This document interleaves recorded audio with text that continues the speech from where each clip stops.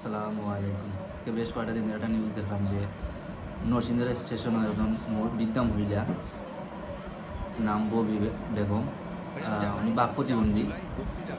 উনি এই রেল স্টেশনে উনি আশেপাশে মানুষ ওনার চিনে, উনি প্রায় এখানে থাকেন, রেল স্টেশনে একটা পরিত্যক্ত করে থাকেন। কিন্তু কিছু কুলাঙ্গার ওনার কিছু কষ্টের জমানো টাকা উনি রেল স্টেশনে কিছু আশেপাশে পরিষ্কার করতেন, সেই জন্য ওনার কিছু মানুষের ভালো লাগতো, ওনার টাকা পয়সা দেওয়া যেত। উনি প্রায় 20,000 টাকা মতন জমা করছিলেন, কিন্তু কিছু কুলাঙ্গার মাদকাসক্ত বেজন্মাগুলা ওনারা নির্যাতন কইরা ওনার কাছে 20,000 টাকা লুটপাট করে লেগেছে।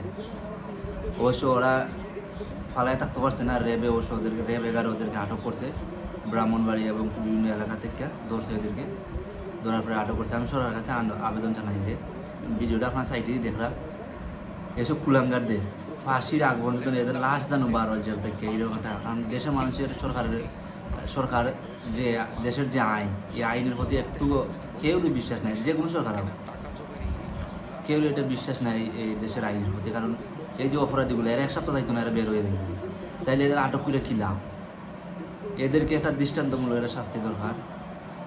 সরকারের কাছে অনুরোধ, এই কুলাঙ্গারগুলা, এই বেজন্মাগুলা যারা এই যে বৃদ্ধা মহিলার হত্যা করছে, উনি 4 দিন পরে হসপিটালে মারা গেছেন, এই যে হত্যা মামলার আসামি, এদেরকে যেন কঠোর শাস্তি দেওয়া হয়। এই বৃদ্ধা মহিলা ওনারও ছেলে সন্তান আছে কিনা জানি না, কিন্তু উনি তো রেল স্টেশনও থাকতেন। আমি সরকারের কাছে বারবার আবারও বলতে চাই যে এইদের কুলাঙ্গারদের যেন কঠিন শাস্তি দেওয়া হয়। বর্তমানে আমাদের দেশের মানুষের যে মানুষের প্রতি মানুষের যে মহব্বত, এটা উঠে গেছে। যে কেউ খুন করে দেওয়া হয়ে যায়, হত্যা করে দেওয়া হয়ে যায়।